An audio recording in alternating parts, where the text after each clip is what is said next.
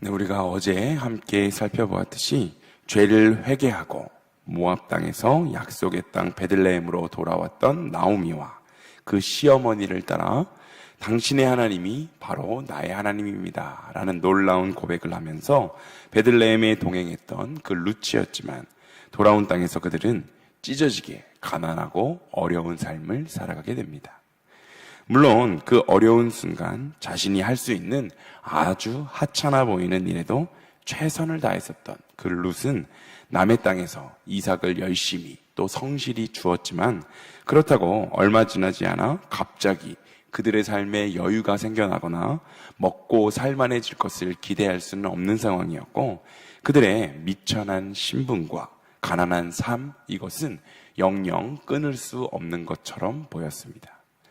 더 어려운 것은 룻의 입장, 그 룻의 입장에서 보면 행여 밭의 일꾼들이 이방 사람인 자신을 쫓아내기라도 할까봐 눈치를 보면서 엄청 조심스럽게 그 이삭을 주었을 것인데 오늘 본문 8절에 보면 땅 주인 보아스가 직접 찾아와서 그녀에게 말을 겁니다.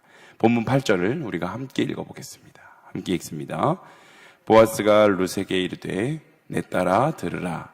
이삭을 주우러 다른 밭으로 가지 말며 여기서 떠나지 말고 나의 소년들과 아멘. 밭에서 일하는 다른 사람들의 그 눈치를 보는 것만으로도 아주 정신이 없었을 그 룻에게 심지어 밭 주인이 다가오니까 심하게 당황하고 아주 놀랐을 것인데 밭 주인은 룻에게 내 딸아 들으라 라고 말하면서 자신의 이야기를 시작하고 있습니다. 보아스는 세상적으로 볼 때 아주 존귀하고 거대한 부자였고 룻은 이방 여자이고 과부일 뿐이었는데 보아스는 자신과는 전혀 다른 처지에 놓여 있었던 그녀에게 지금 내 딸아 라고 말하면서 그녀를 품어주고 있는 것입니다. 심지어 보아스는 룻에게 이삭을 주우러 다른 밭으로 가지 말며 여기서 떠나지 말고 나의 소녀들과 함께 있으라 라고 말하는데 이것은 정말 놀라운 축복이었습니다. 왜냐하면 내일 일을 걱정하지 않아도 되는 보장된 축복이었기 때문입니다. 물론 베들레헴이 약속의 땅이긴 하지만 룻의 현실은 매우 불안정하고 불확실했습니다. 오늘은 보아스 밭에서 은혜 가운데 이삭을 줍고 있지만 내일은 이제 어디로 가서 또 이삭을 주어야 할지 염려해야 하는 그러한 상황이었지 않습니까? 그런데 땅 주인 보아스는 룻에게 다른 밭으로 너가 갈 필요 없다. 내일도 여기서 계속해서 이삭을 주어라 라고 말해주며 룻의 내일을 책임져 주겠노라 이야기하고 있는 것입니다. 그런데 이 대목에서 우리가 주목해 보아야 하는 것이 있습니다. 보아스가 이렇게 놀랍게도 엄청나게 큰 축복을 베푼 것이 아무런 이유도 없이 룻을 그저 사랑으로 품어주고 놀라운 은혜를 베푼 것이 아니라 그 호의에는 이유가 있었다라는 사실입니다. 본문 11절도 우리가 함께 읽어보겠습니다. 11절입니다. 보아스가 그에게 대답하여 이르되 내 남편이 죽은 후로 내가 시어머니에게 행한 모든 것과 내 부모와 고국을 떠나 전에 알지 못하던 백성에게로 온 일이 내게 분명히 알려졌느니라. 아멘. 보아스가 룻에게 호감을 가질 수 있었던 그 이유는 먼저 룻이 시어머니에게 행했던 그 효심, 효성 때문이었습니다. 내 남편이 죽은 후로 내가 시어머니에게 행한 모든 것을 자신이 알게 되었다라고 말하고 있습니다. 또한 뿐만 아니라 룻이 하나님을 향해서 보였었던 그 순수한 믿음, 순수한 열망이 보아스는 그것을 알 수 있었기 때문에 자신의 밭에서 처음 만난 그 이방 여인, 심지어 과부된 그 여자에게 놀라운 은혜를 보아스는 보장할 수 있었던 것입니다. 심는 대로 거둔다라는 말이 있습니다. 자연에 심겨진 대로 그 열매가 맺히듯이 사람들의 삶에도 심는 만큼 일정한 열매를 맺게 되기 때문에 우리는 사람들에게 덕을 심어야 하며 하나님 앞에서 충성된 믿음으로 살아가기 위해서 최선을 다해 노력해야 하는 것입니다. 과연 우리의 삶의 자리에서의 모습은 어떠합니까? 교회 다니는 사람으로 또 그리스도인으로서 삶의 터전에서 예수님의 향기를 전하는 아름다운 삶을 살아내고 계십니까? 하나님은 당신을 간절히 구하고 찾고 의지하는 자에게 상 주시는 분이시기 때문에 하나님께 인정받는 믿음에는 분명한 축복과 놀라운 그런 은혜가 뒤따르게 됩니다.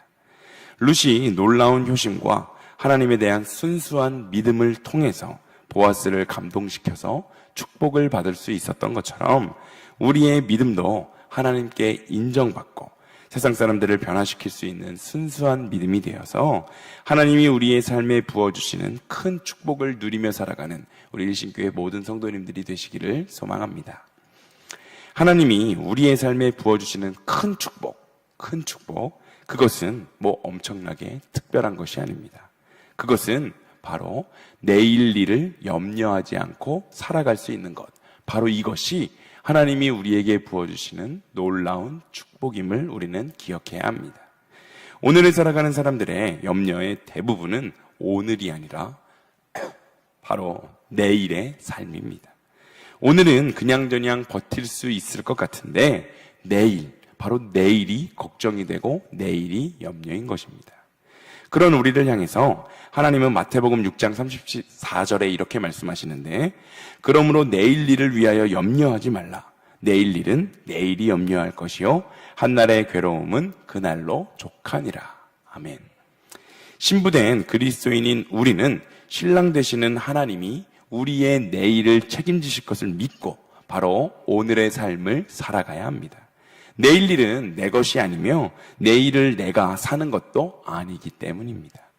그러나 우리는 나중을 염려하여서 내 힘으로 무엇인가를 미리 보장해 놓고 미리 대비해 놓으려고 부지런히 애를 쓰는데, 이러한 행동들 하나하나가 하나님으로부터 우리를 멀어지게 만들 수 있습니다.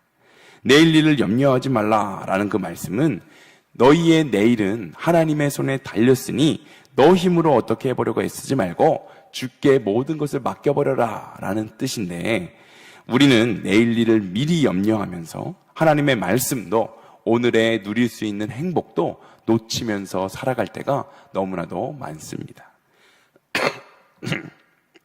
사탄은 늘 우리의 오늘을 무너뜨리기 위해서 끊임없이 우리의 주위에서 우리를 괴롭힙니다. 새벽 기도도 내일부터 하고 오늘만 딱 쉬어라.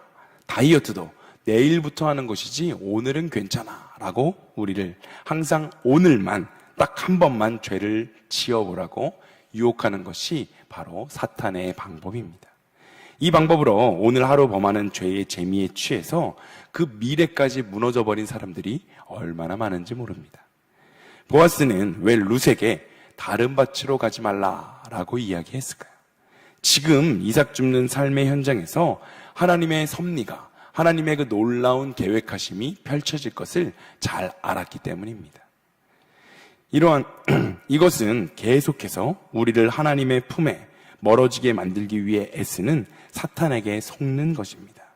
자신이 판단하고 선택하며 갈등하는 것 같지만 사탄의 역사입니다. 사탄은 포도나무에 붙어 있어야 할 가지들이 나무에서 떨어져 나가게 만들기 때문입니다. 우리의 삶에도 하나님의 섭리가 현실이 되기까지 반드시 지켜내야 하는 곳이 있습니다. 그곳은 우리의 일신교회일 수도 있고 우리의 가정일 수도 있고 지금 내가 처해 있는 어려운 환경일 수도 있습니다. 그런데 안타깝게 사탄에게 속아 하나님이 원하시는 자리를 떠나 흔들리는 성도들이 너무나도 많습니다. 사탄은 우리가 누군가를 원망하고 핑계하며 교회와 가정에 대한 사랑의 마음을 상실해버리게 만들고 하나님보다 세상 것들을 더 사랑하게 만들어서 교회와 가정을 사랑하지 못하게 만들 뿐만이 아니라 아예 떠나버리게까지 만들기 때문입니다. 그런데 그런 우리에게 하나님께서는 이렇게 말씀하십니다. 다른 밭으로 떠나지 말고 여기에 있기만 하여라. 아멘. 역전의 하나님께서 역사하셔서 우리들의 삶의 놀라운 반전을 통해 넘치는 은혜와 축복을 주실 것을 믿고 견디어내라 라는 말씀인 것입니다. 여러분, 하나님의 은혜의 현장인 여기에서 이탈해서 다른 밭으로 가게 되면 은혜와 섭리에서 벗어나게 되는 것인데, 분명한 것은 그 하나님의 섭리의 현장을 이탈하면 하나님의 뜻이 이루어질 수 없다라는 사실입니다. 많은 성도들이 하나님이 부어주시는 그 복을 받기 위해서 부단히도 애를 쓰며 살아가는데, 안타깝게도 결정적인 순간에 그 복받을 그릇을 엎어버리는 상황들이 너무나도 많습니다. 내일의 염려로 인해서 여기를 떠나서 다른 밭으로 가고 맙니다. 그 염려는 실제로 일어날 가능성이 큰 것이 아니라 대부분 인간의 욕심과 인간의 죄성에서 나타나게 되는 것입니다. 그러나 이 모든 사탄의 유혹을 신랑 되신 하나님을 향한 믿음으로 이겨낼 때 우리에게 하나님이 예비하신 더 큰 은혜가 있음을 우리는 기억해야 합니다. 룻기 2장 9절을 우리가 함께 읽어보겠습니다. 2장 9절입니다. 그들이 베는 밭을 보고 그들을 따르라. 내가 그 소년들에게 명령하여 너를 건드리지 말라 하였느니라. 목이 마르거든 그릇에 가서 소년들이 길어온 것을 마실지니라 하는지라. 아멘. 룻은 젊어서 혼자 되었던 그 이방 여인으로 유대 사회에서 결점이 너무나도 많은 사람이었습니다. 지켜주거나 힘이 되어줄 사람이 없으니 사람들은 룻을 얼마든지 무시할 수 있었습니다. 그런데 이때 보아스의 소년들에게 명령하여 너를 건드리지 말라 하였다라는 이 이야기는 룻을 많은 어려움으로부터 보호해 줄 수 있는 아주 고마운 말이었습니다. 룻이 아무 일 없이 이삭을 주울 수 있었던 것, 마침내 보아스의 아내가 되어서 하나님의 섭리가 이루어지기까지 견딜 수 있었던 비결이 바로 여기에 있습니다. 물론 룻의 믿음이 좋고 성실하며 효심이 깊고 심지가 견고한 것도 있지만 가장 결정적인 것은 바로 선제적인 하나님의 보호하심의 은혜가 있었기에 룻이 이렇게 하나님께서 부어주시는 놀라운 은혜와 축복을 누릴 수 있었음을 우리는 기억해야 합니다. 우리도 이러한 은혜를 누리며 지금까지 오늘까지 살아오고 있음을 여러분들은 인정하십니까? 우리 가정, 우리 교회, 우리 사업장이 오늘을 지낼 수 있는 것, 바로 그것이 하나님의 은혜입니다. 얼마나 험난한 일들이 많았습니까? 우리가 아무리 안전을 위해 힘쓰고 애쓰고 살아간다고 해도 인도를 덮쳐오는 그 차를 피할 수 없듯이 나의 힘과 능력으로 아무리 대비해서 이 세상을 살아간다고 하더라도 그것은 참 부질이 없습니다. 맥주감사주일에 간증을 해주신 그 현승원 집사님도 자신이 이렇게까지 돈을 많이 벌게 된 것은 자신의 능력의 범위가 아니다라는 것을 진작에 깨달았고 하나님의 역사하심을 통해 자신의 삶이 이끌어져 가고 있음을 놀랍게 고백하시지 않았습니까? 우리 모두의 삶에는 하나님이 부어주시는 은혜가 아니면 모두 고꾸라지고 넘어졌을 것입니다. 그러나 지난 시간들을 곰곰이 한번 되돌아보십시오. 아무리 힘들었다고 해도 지나고 보면 딱 거기까지입니다. 정말 죽을 것 같이 힘들어서 더 이상 버티지 못하고 살아갈 수 없을 것 같았던 때도 있었는데 지나고 보니 하나님께서 우리의 삶을 지키시고 보호하셨음을 우리는 깨닫게 되지 않습니까? 사람은 어리석기에 시간이 지나고 나서야 그 놀라운 하나님의 은혜를 깨닫게 됩니다. 당신은 시련이고 아픔이었고 왜 내가 이렇게 살아가야 하는지 하나님을 원망하고 불평했지만 지나고 보면 그 하나님의 놀라운 은혜가 보이는 것입니다. 룻기 2장 10절은 이렇게 말합니다. 함께 읽어보겠습니다. 룻이 엎드려 얼굴을 땅에 대고 절하며 그에게 이르되 나는 이방 여인이거늘 당신이 어찌하여 내게 은혜를 베푸시며 나를 돌보시나이까 하니. 아멘. 은혜 앞에 룻은 엎드렸습니다. 자격 없는 자로서 자신을 낮추었습니다. 그런데 놀랍게도 이방 여인, 한여만도 못한 여인을 통해 하나님의 그 놀라운 섭리가 펼쳐졌습니다. 은혜의 특징은 물과 같아서 더 낮은 곳으로 흘러가게 됩니다. 신학적으로 은혜라는 말은 받을 자격이 없는 자에게 부어지는 호의를 의미합니다. 자신을 높이면 절대로 은혜가 은혜될 수 없습니다. 자신들을 자격 있는 자로 생각했었던 그 바리새인들이나 서기관들에게는 은혜가 하나님께서 부어주시는 그 은혜가 은혜될 수 없었듯이 말입니다.